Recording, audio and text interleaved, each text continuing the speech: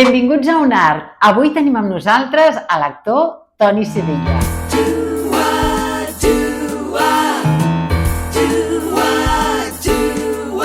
Toni, moltes gràcies per estar aquí amb nosaltres, perquè sabem que vas molt liat, però merci per donar-nos aquest temps. Una miqueta. Molts moments. No. Ostres. Hi ha moments més forts, hi ha moments més suaus, hi ha moments que dius ni suaus ni forts. No, exacte. Ahí estem. Ara és un moment actiu. Perfecte. Escolta, com vas començar? Què et va venir per ser actor? Què et va venir de la família? Com va ser això? Jo tenia un tiet que era actor i que a més es va tenir un accident de moto i es va morir. I això per la meva mare era una cosa, vull dir, que la tenia clavada. Que a més jo que volia ser actor i anava amb moto, la tenia tot el dia patint. Vaig començar amb això d'actor. Jo recordo un dia la meva mare que jo de petit li vaig dir: mama, jo vull fer dansa. La meva mare em va mirar i em va dir: tu dansa? Bueno, i em va apuntar a un esbart de ball folclòric, la qual vaig durar 2 dies perquè no era el que volia. Jo sempre tenia unes manies de disfressar-me i coses d'aquestes, no? I diguem-ne que de més gran, una vegada vaig anar a allò que fèiem festes, allò, els partis, i una amiga em diu: escolta, per què no t'apuntes en un grup de teatre? Que jo vaig estudiar, perquè tu, com ets i com vas per la vida, hauries de provar això del teatre. Vaig dir: bueno, provem-ho. I vaig anar, i era un grup que es deia Rodamons, no sé si encara existeix, que després, al llarg de la meva vida professional, ens hem anat trobant i coincidint. I vaig començar fent mim. I recordo que la primera vegada que em vaig presentar com a actor fent teatre va ser als Lluïsos de Gràcia, fent mim. I així vaig començar. Vaig començar aquí, després vaig estar en un grup de teatre a Sant Andreu, després també amb el grup d'estudis teatrals de l'Autònoma, amb el Gonzo, que vam fer les Troianes, i avui estic una mica fònic, se't nota, no? Una mica, però deu ser dels aires acondicionats, la calor, el fred, això... Sí, deu ser de totes aquestes coses que ens van ficant. No, sí, si no, una mica de jengibre, ara fem una mica de jengibre i una pega dolça d'aquestes i ja està. Diguem-ne, vaig començar d'aquesta manera. Perfecte. Després, seguint, doncs, a l'Institut del Teatre. Clar, vas entrar a l'Institut del Teatre. I com va ser aquella època de l'Institut? Molt divertida, el més divertida del món. Fèiem moltes conyes. Conyes, fèieu el que volíeu, apreníeu i a sobre us ho passàveu. Sí, fèiem una mica de tot, apreníem i també disfrutàvem. Això està bé, això està bé. Podíem haver pres més. Podia haver, diguem-ne, l'Institut d'aquella època haver evolucionat més, coses que potser demanàvem i no es van fer. Però bueno, vull dir, en el temps les coses han canviat i ara la nova generació està molt més preparada que estàvem nosaltres, en molts aspectes. I llavors en el 75-76 cofundes el Teatre Lliure amb un grup d'actrius i d'actors fantàstics, amb el Fabià Puigcerver, el Lluís Pasqual, el Planelles, l'Imma, la Carlota... la Montse, el Fermí, l'Omar, la Carlota, Soldevila... Sembla que no em deixo ningú, no voldria pas. I com neix aquest projecte? Qui va tenir la idea o com va ser que us vau trobar? Bueno, aquesta idea va ser una mica del Fabià. Jo recordo que el Fabià estava fent un espectacle a l'Orfeó de Sants i en aquells moments estava a l'institut. I em va dir, escolta, pots venir un moment quan tinguis a la tarda a Sants que volíem parlar amb tu? I jo vaig anar pensant que volíem parlar amb mi perquè, com que estàvem fent l'espectacle aquest, potser volien que jo estigués allà treballant amb ells. I no, va ser que em plantejava la possibilitat de muntar una cooperativa, una companyia de teatre a nivell corporatiu i fer un teatre, buscar un teatre. I vaig dir, bueno, això em sembla molt bé, una bona idea, una cosa que suposo que molts teníem al cap ja, de fer una cosa, vull dir, muntar un teatre, perquè en aquells moments tampoc hi havia res, vull dir, hi havia el Romer, hi havia el Teatre de Barcelona, hi havia el que és el Paral·lel, però la feina d'actor i d'actriu era fer d'actor i actriu i a més tenir una altra feina, perquè si no malament, o que treballessis a Madrid, que normalment sempre les coses més importants així han estat a Madrid, més o menys fins ara. I en el llibre interpretes des de Brecht a Shakespeare, Molière, Chekhov, Neruda, amb una gran diversitat de textos, directors i de personatges. I llavors, com tu... Perquè això era una obra darrere l'altra, va ser una mica... Sí, bueno, estaven fent la funció, per exemple, i assajaven de la mateixa manera que al començament estaven pintant o preparant l'escenografia i parant un moment per assajar, fins que al moment vam començar ja les primeres funcions, que era el Camí de nit, dirigit per Pasqual, i aleshores el teatre ja estava acabat, o sigui, ja estava pintat, escenografiat i tot a punt per la funció, que va ser la primera. I llavors, tu per preparar-te, perquè clar, al matí a vegades assajaves l'obra següent i a la nit feies la funció. Llavors, com tu manegues? Tu manegues, diguem-ne, buscant les hores que pots per poder estudiar i poder assajar. Ja teníem un horari més o menys establert, que era l'hora de la funció, que aquesta sí que no les podia canviar, perquè a més, abans les funcions eren més tard. Ara són més d'hora, però abans jo recordo que a vegades havia la funció a 10 i 3:15, vull dir que es feia molt tard, perquè la gent també plegava més tard del treball. Ara la gent plega més d'hora i està bé que es faci les funcions més d'hora. Sí, i tant. Sí, perquè llavors la gent pot sopar i dormir tranquil·lament. I llavors, en el 95, guanyes el premi al millor actor teatral de l'any, que te'l va atorgar l'Associació d'Actors i Directors.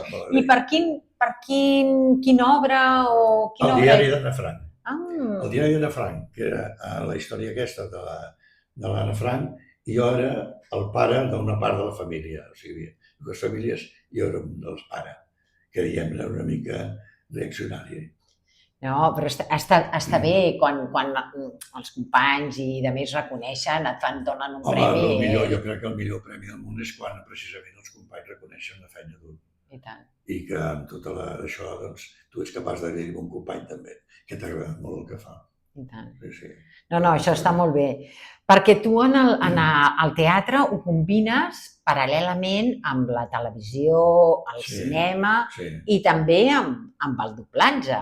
Perquè et vas convertir, quan vas començar, et vas convertir en una figura clau del doblatge català. Ara fas català, castellà, però el teu debut més o menys va ser com el 84 o així. I això com vas entrar? Jo no recordo gaire bé quin any era tot això, però sí que recordo una vegada que estàvem al llibre fent Les Tres Germanes i hi havia la Mayfield Hill.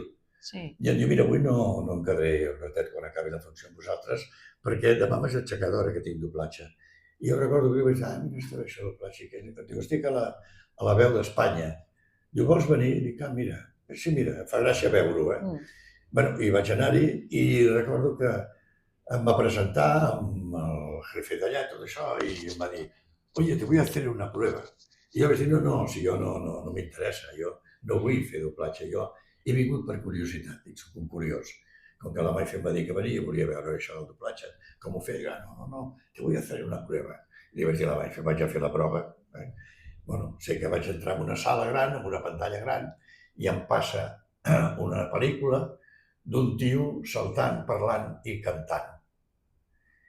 I jo dic, hòstia, que és difícil això. I vaig, no va encertar ni una. I aquest personatge, el jefe, que segurament devia tenir una visió de futur, va dir, ya ves, esto del doblaje es muy difícil. Dice, y además, en catalán no se va a hacer nunca.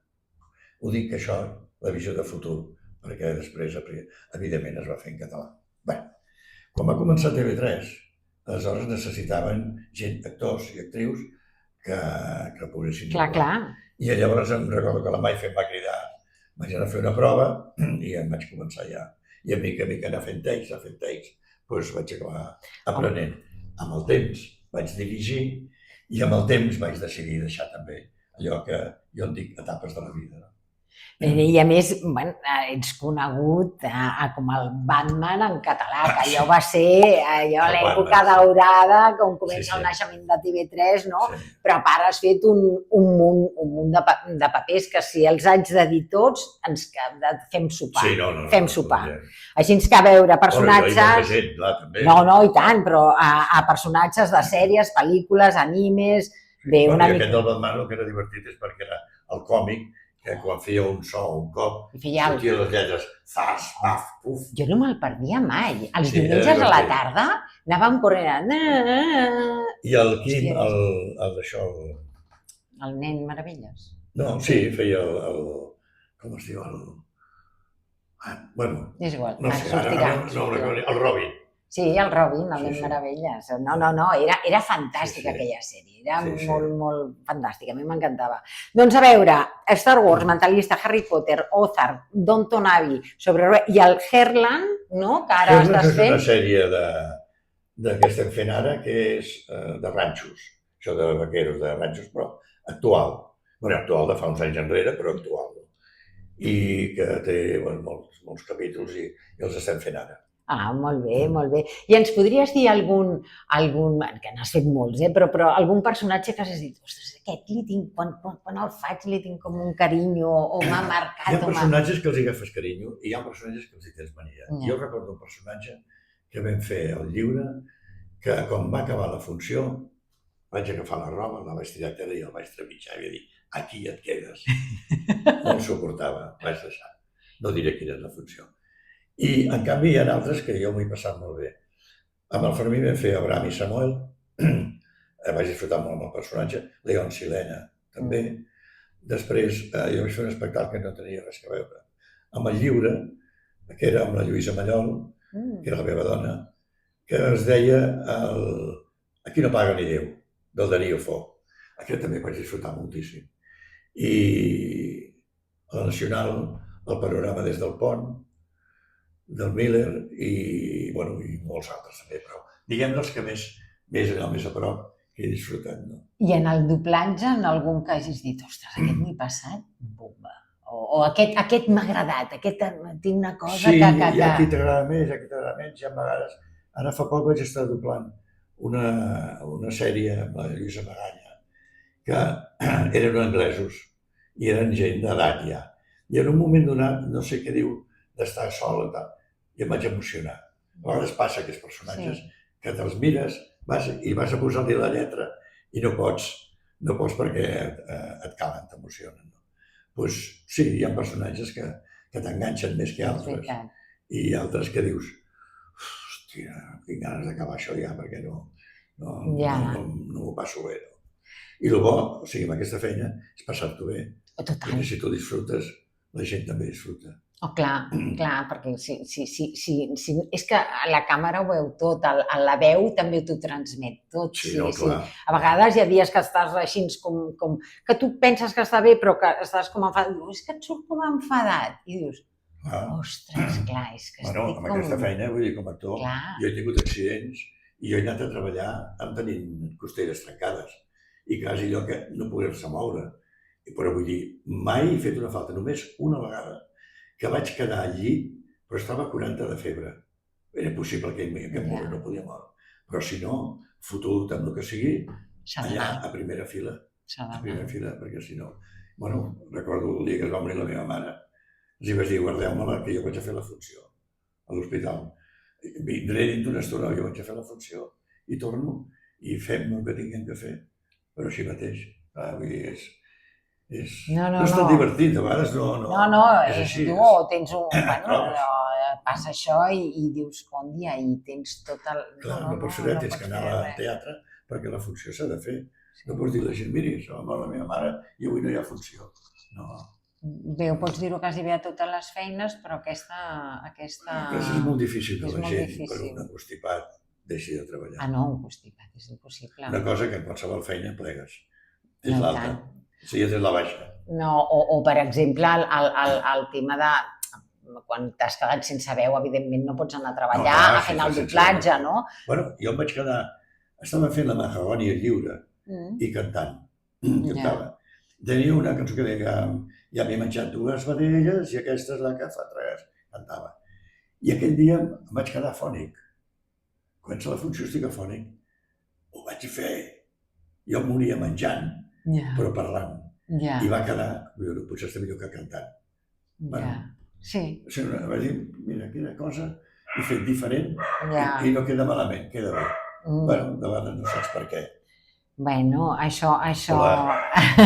I de cinema alguna anècdota? Perquè en el cinema has fet primates amb el Carles Jové, el Lo sin nombre del Juan Carreró, El límite, també Los pacientes del doctor García. La sèrie, sí.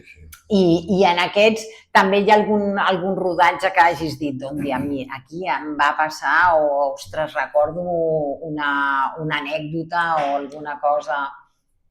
Jo vaig estar, l'última cosa que vaig estar fent a Madrid, una sèrie que vaig tenir que plegar. Vaig tenir que plegar perquè tenia problemes a Barcelona amb el meu fill i aleshores jo estava allà i no podia fer res.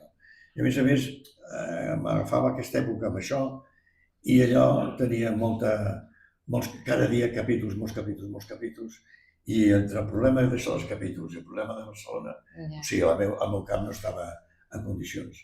I vaig tenir que plegar, vaig tenir que demanar que em deixessin plegar i, bueno, ens vam entendre molt bé amb el realitzador i va dir que ho solucionaríem, vam adelantar coses i tot això i me'n vaig poder anar abans d'hora. Sí, a vegades passen coses. Clar, a vegades passen coses, no? Hi ha televisió que hem vist, doncs, a la Riera, al Poble Nou, al Cor de la Ciutat, al Laberint d'Ombres, també a la sèrie aquesta Policías en el corazón de la calle. 3 anys visquent a Madrid. I en aquell moment, quan es va acabar la sèrie d'allà, tenia la possibilitat d'una altra sèrie per la mateixa empresa, anar-me'n a Buenos Aires per fer una sèrie allà. Però en aquells moments, com tenia la criatura, tenia 1 any i alguna cosa, i evidentment jo no me'n podia anar-me'n a Buenos Aires perquè tenia una altra cosa que fer. Bueno, i depèn això, la vida depèn de les coses. Vull dir, són camins que tu decideixes a la vida i què has de fer. Has de decidir un camí o l'altre. Si no arriben a Buenos Aires, vés a saber què està passant, però no sóc aquest tarannà. No, home, no, tenies una altra prioritat, Tenia una prioritat, sí. I amb molta il·lusió i de més, a dir, bueno, doncs mira, ja vindrà, ja has escoltat feina, no n'ha faltat, pencant, ha seguit pencant, i la veritat, què hagués passat?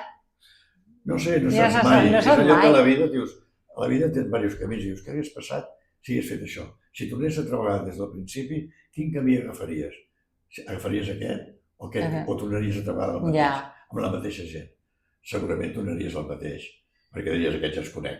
Clar, no. Hi ha una sèrie que ara no recordo, mentre explicaves això, que explica això, si tu haguessis agafat partió, què hagués passat, no? I t'expliquen com la sortida d'un cantó i de l'altre i realment al final és el que tu dius, hagués fet el que... Sí, segurament hagués fet... Perquè és una decisió, un cop la fas, fet està, ja està, escolta, no sé, amb les conseqüències que tingui... Bueno, no saps mai, ara si tens una vida molt llarga i tu tens possibilitats de fer diverses coses i després ja en parlarem a quina em vols quedar, dius, que collonut. Jo va provar aquí, va provar allà i després posem-nos d'acord i em quedo aquí. No, clar, però això no. L'única cosa quan arribes aquí, quan arribes en aquest món, és dir, escolta, l'única cosa que et diuen és d'aquí te'n vas algun dia. Tot el més no t'expliquen res més. D'aquí te'n sortiràs, no t'agradarà. I bé, doncs escolta, parlem ara del que estàs fent ara. Ara podem veure el teatre. Bé, els qui tinguin l'entrada, perquè està tot exhaurit. Es va exhaurir amb... Primer dia, primera setmana. Va ser el moment de buscar, no, per aquest dia, pum, saltaves, exhaurit tot fins al 31 de juliol. Factory, Somni d'una nit d'estiu, al Heartbreak Hotel, amb la direcció de l'Àlex Rigola, a Factory, Andy Warhol, Somni d'una nit d'estiu... Ostres, quina bogeria! Bueno, vaig anar a jugar això, el Somni d'una nit d'estiu, vull dir que passàvem aquests enamorats al bosc i que es trobaven, vull dir, totes aquestes coses que se passaven amb tota aquesta gent del grup de teatre i després de la reina i del rei, això s'ha ficat a dins de la Factory de l'Andy Warhol, que és un món també especial. I, bueno, doncs acaba lligant molt bé aquesta història. Que bé. I després hi ha una altra cosa que és curiosa, que aquest personatge, tant jo com la Montse Alcanyit, fem els mateixos personatges que vam fer quan teníem 20 i tants anys a Televisió Espanyola en blanc i negre. O sigui, els mateixos. El que passa és que allà érem joves i aquí estem en una residència. I el text, quan vas començar... No, perquè el text també ha canviat. S'ha actualitzat una miqueta, diguem-ne. Ah, molt bé. Però que èxit absolut. Jo des d'aquí, des d'Unar Cultura, demano, no sé qui és, Rigola, vosaltres feu pressió perquè això continuï, que és difícil, ho sabem. Això és difícil, perquè això és pel Festival del Grec. Ja. Pot ser que potser l'any que ve es torni a fer, no? Però, clar, jo no sé si serà la mateixa gent, si serem tots iguals, si estarem tots vius, si estarem tots amb una altra cosa, vull dir que, esclar, això... Clar, perquè quants actors sou? 12. En un lloc que hi caben 80 localitats. Clar. Molt petit. No, però tothom en parla molt bé, quina bona experiència i de més. I a més està molt bé, sona molt bé, dura 1 hora i mitja, és just, quasi menys segons com. I la gent surt encantada. No, i tant, totes les crítiques, tothom en parla molt bé.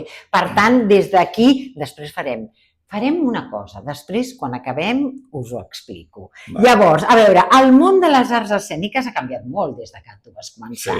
Quina cosa creus que s'ha guanyat i quina també s'ha perdut? Bueno, el teatre, diguem-ne, ha evolucionat aquí a Catalunya, perquè cada vegada hi ha hagut més teatres. O sigui, ara en aquest moment hi ha el Teatre Nacional, que no hi era, hi ha el Teatre Lliure, que no hi era, hi ha Focus, que no hi era, que va començar també a uns principis, i després una sèrie de teatres que s'han anat obrint. Fins i tot el mateix que estem ara nosaltres fent a Factory. Vull dir que ha canviat molt, la professió també ha canviat molt. Nosaltres en aquella època érem 4 gats que estudiàvem al teatre i recordo que de la meva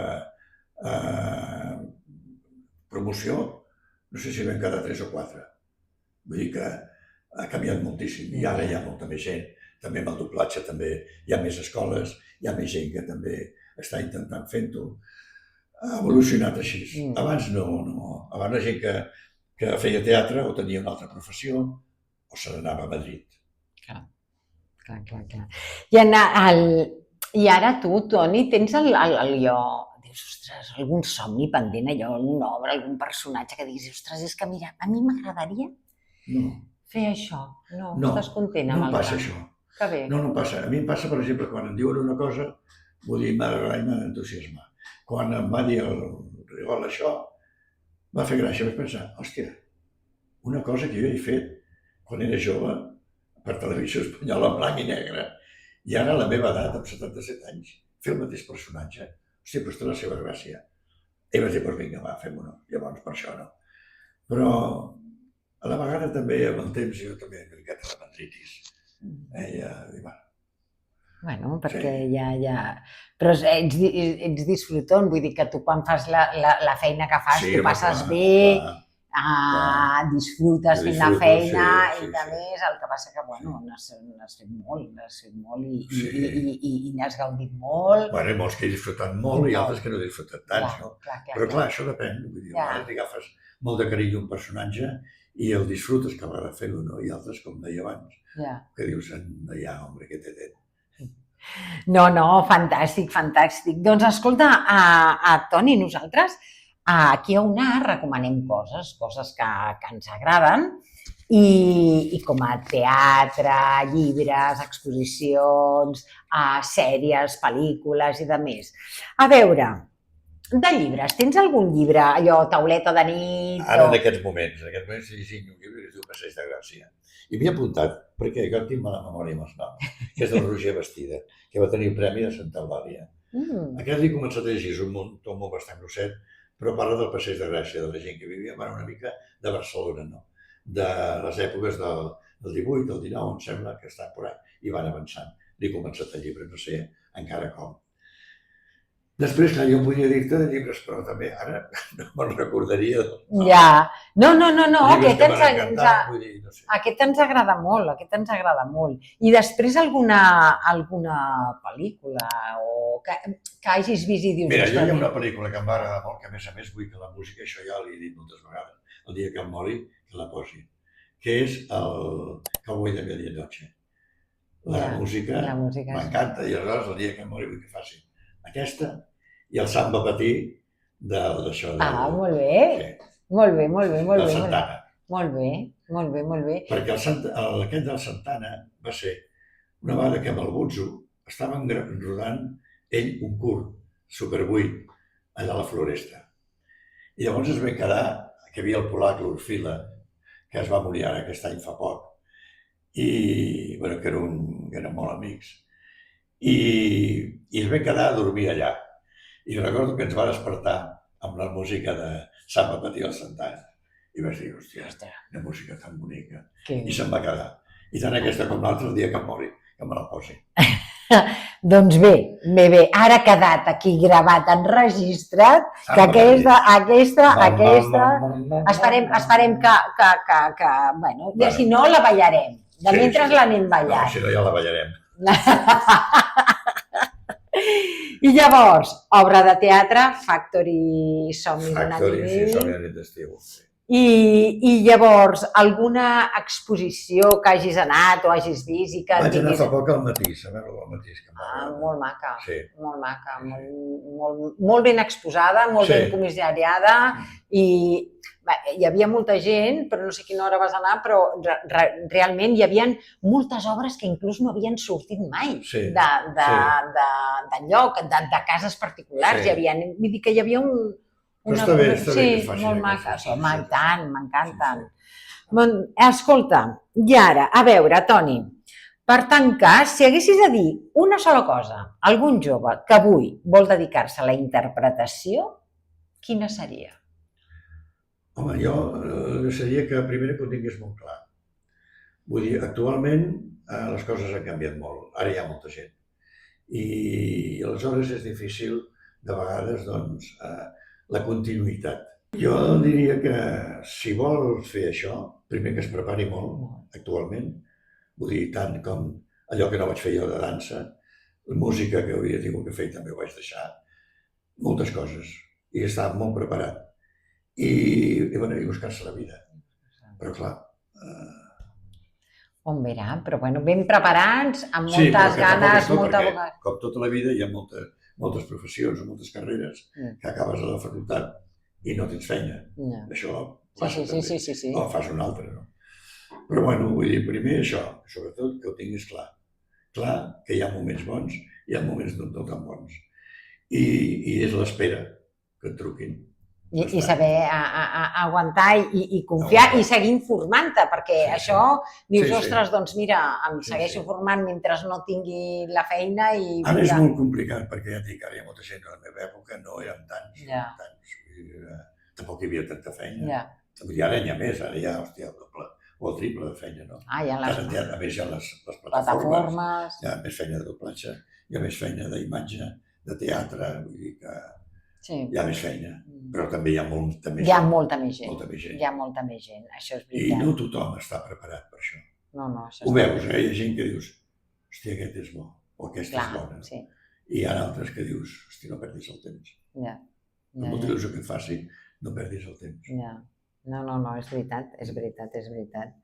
Doncs escolta, moltes gràcies per ser avui aquí a UNAR. I el que volíem dir és, des d'aquí, a veure, a tots els que ens estan veient, tots els que estan seguint, nosaltres volem veure Factory, el somni d'una nit d'estiu. Què us sembla que si tothom diu i posa volem veure-ho, a veure si fem i aconseguim que es torni a fer? A mi m'encantaria, perquè clar, hem intentat i no ho hem vist. Així que, si ho feu, amb UNAR, a veure si ho aconseguim. Doncs escolta, Toni... A veure què passa. Escolta, Toni, doncs mil gràcies. Una cosa, tens algun projecte? No, bueno... No es pot dir? Doncs no. Doncs A la propera. A la propera en parlem. A la propera en parlem. Doncs moltes gràcies a tots, ens seguiu tant a l'Insta com al TikTok com al YouTube. Si teniu alguna proposta cultural, digueu-nos que nosaltres el difondem i ho fem, d'acord? Moltes gràcies per seguir-nos i sobretot, adéu.